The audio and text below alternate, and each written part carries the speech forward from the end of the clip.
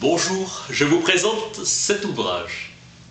Walter Benjamin, l'œuvre d'art à l'époque de sa reproductibilité est technique.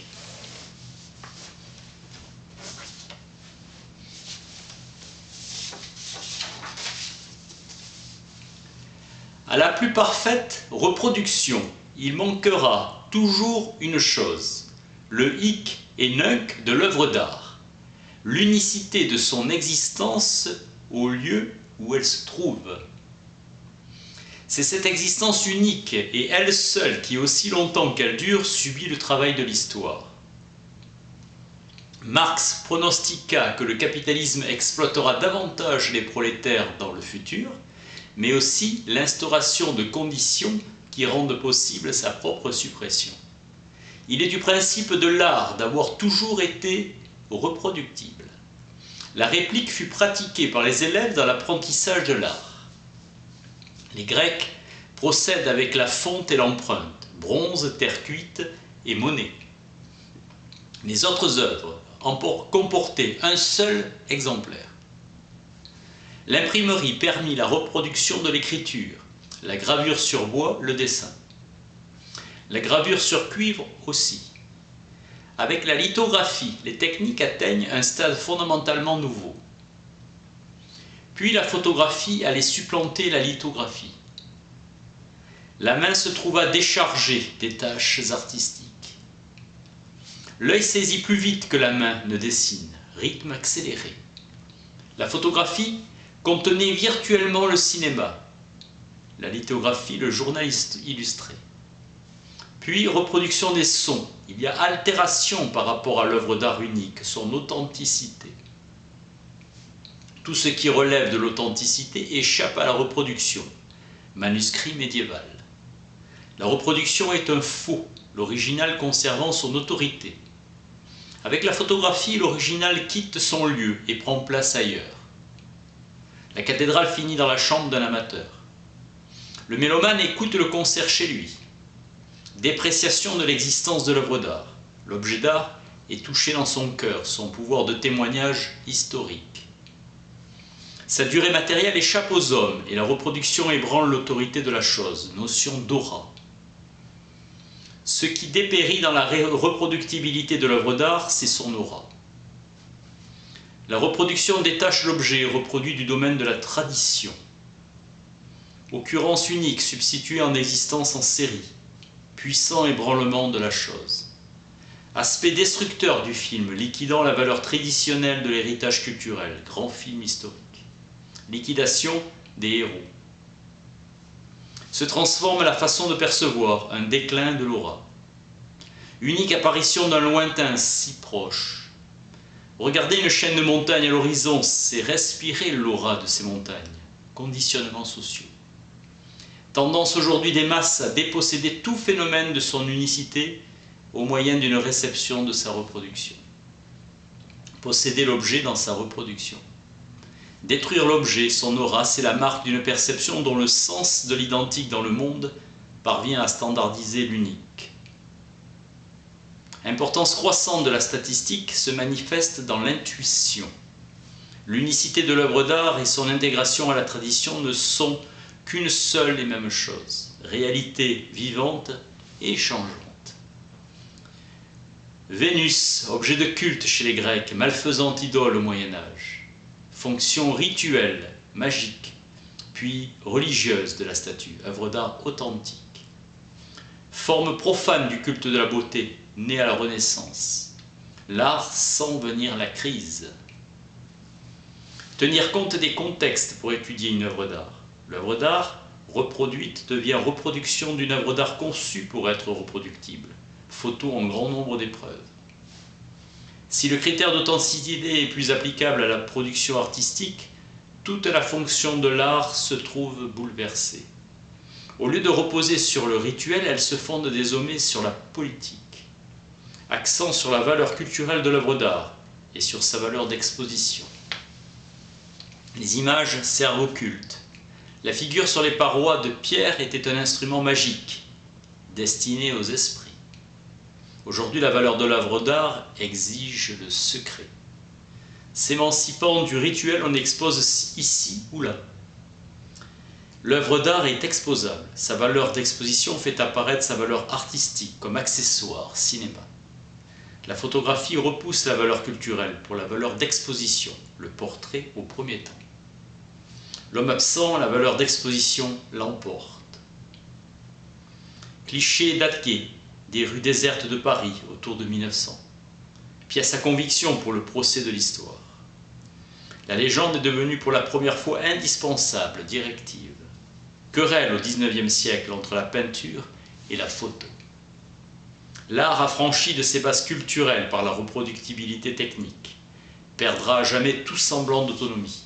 Se demander si la photo est art ou pas, pendant que cette invention transformait le caractère général de l'art. Suivra le cinéma. Séverin Mars écrit « Quel art eut un rêve plus poétique à la fois et plus réel ?» Abel Gance se hasarde à la comparaison avec les hiéroglyphes. Werfel affirme que le film n'a pas encore saisi son véritable sens, ses réelles possibilités. Pouvoir d'exprimer le féerique, le merveilleux et le surnaturel. Le comédien se présente au public pour sa performance à l'état définitif. L'acteur réclame la médiation de tout un appareillage. Il ne peut adapter son jeu aux réactions des spectateurs. Le public fait passer un test tel un expert en jugement, et ce n'est pas une attitude à laquelle on puisse soumettre des valeurs culturelles. Ce qui importe, c'est que l'interprète se présente lui-même à l'appareil. On joue pour un appareil. Pirandello, les acteurs se sentent en exil de la scène et d'eux-mêmes. Indéfinissable vide, faillite de leur corps privé de sa réalité. Pour la première fois avec le cinéma, l'homme doit agir, mais en renonçant à son aura. Aucune reproduction. L'aura des interprètes disparaissant, celle des personnages aussi. Arnhem, en jouant le moins, on obtient le plus d'effets. L'acteur est accessoire. Au théâtre, le comédien entre dans la peau de son personnage, et cela est interdit à l'acteur du cinéma.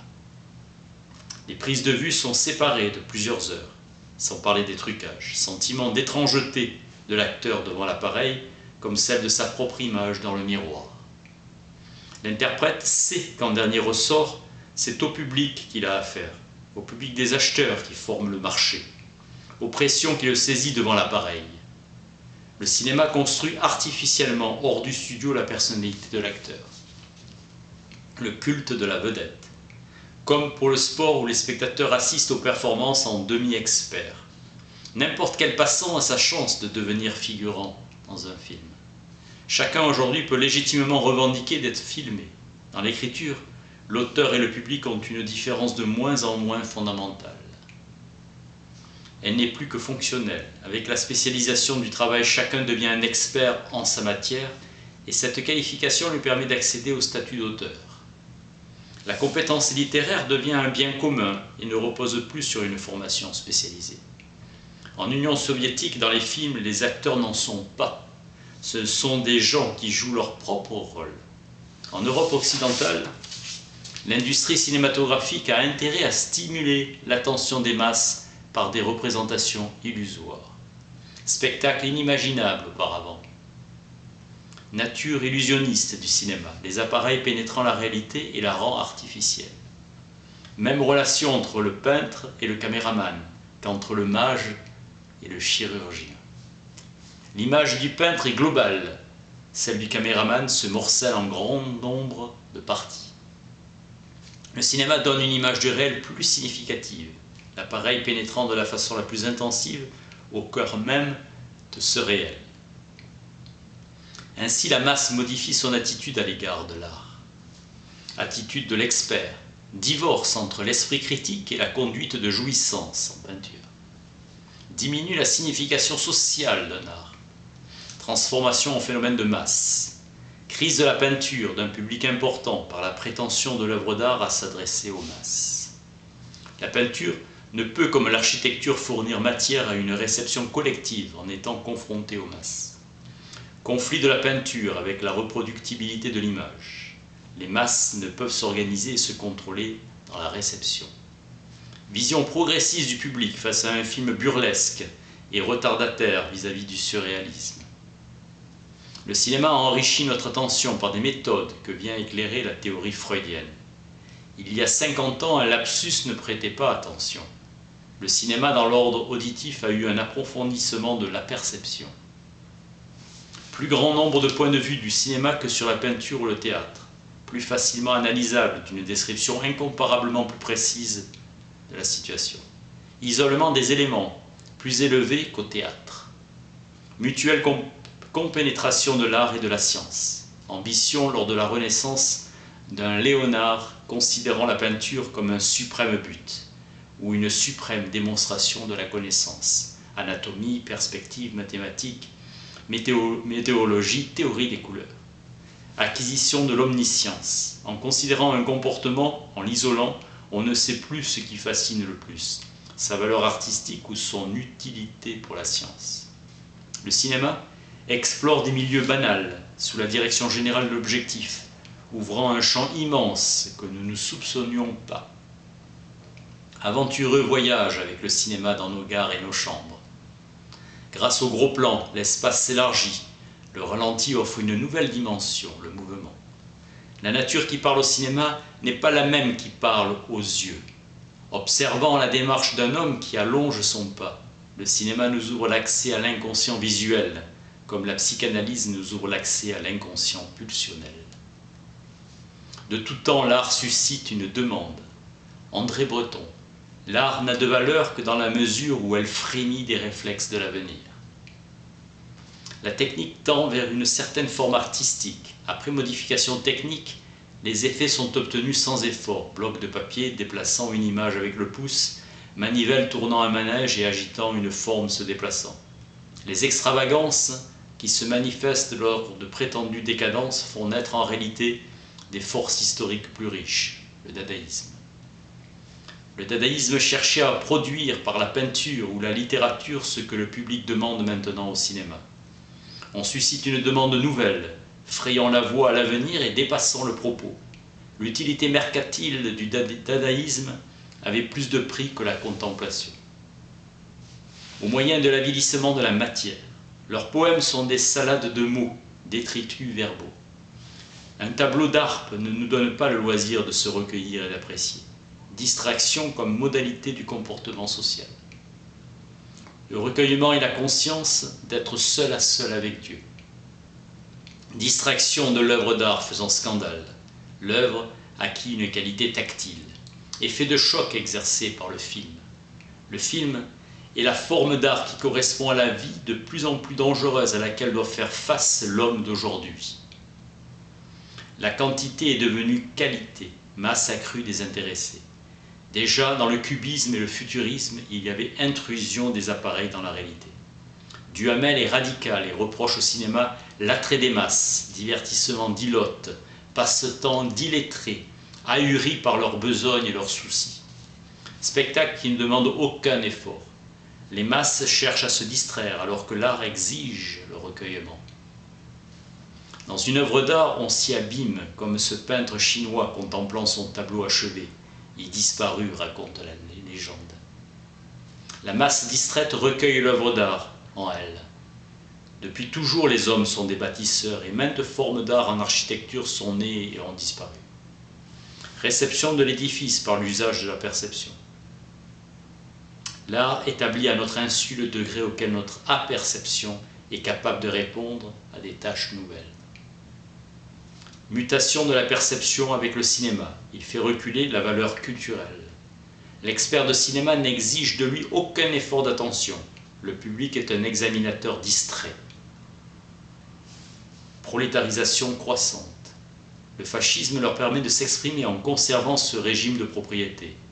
Conséquence de ce fascisme, une esthétisation de la vie politique. La masse se met à genoux dans le culte d'un chef. Ses efforts culminent vers la guerre, but. Le fascisme glorifie la guerre. Marinetti, la guerre est belle, réalisant le rêve d'un corps métallique, pré flamboyant de mitraillettes. Symphonie de coups de fusil, poète et artiste futuriste, esthétique de la guerre pour que soit éclairé votre combat pour une nouvelle poésie. Par la destruction qu'elle entraîne, la guerre démontre que la société n'était pas assez mûre pour faire de la technique son organe, pas assez élaborée pour dominer les forces sociales. L'impérialiste se définit entre l'existence de puissants moyens de production et l'insuffisance de leur usage à des fins de production, chômage. La guerre est une révolte de la technique qui réclame sous forme de matériel humain la matière naturelle dont elle est privée par la société. Au lieu de canaliser les fleuves, elle dirige le flot humain dans le lit de ses tranchées, trouvant un nouveau moyen d'en finir avec l'aura. Qu'advienne l'art, le monde dut-il périr? Mot d'ordre du fascisme. L'art pour l'art trouve son accomplissement. L'humanité s'est suffisamment aliénée à elle-même pour être capable de vivre sa propre destruction comme une jouissance esthétique. L'esthétisation de la politique pratiquée par le fascisme et le communisme y répond par la politisation de l'art. Au lieu d'user de ces avions pour ensemencer la terre, la révolte technique des guerres impérialistes répand ses bombes incendiaires sur les villes.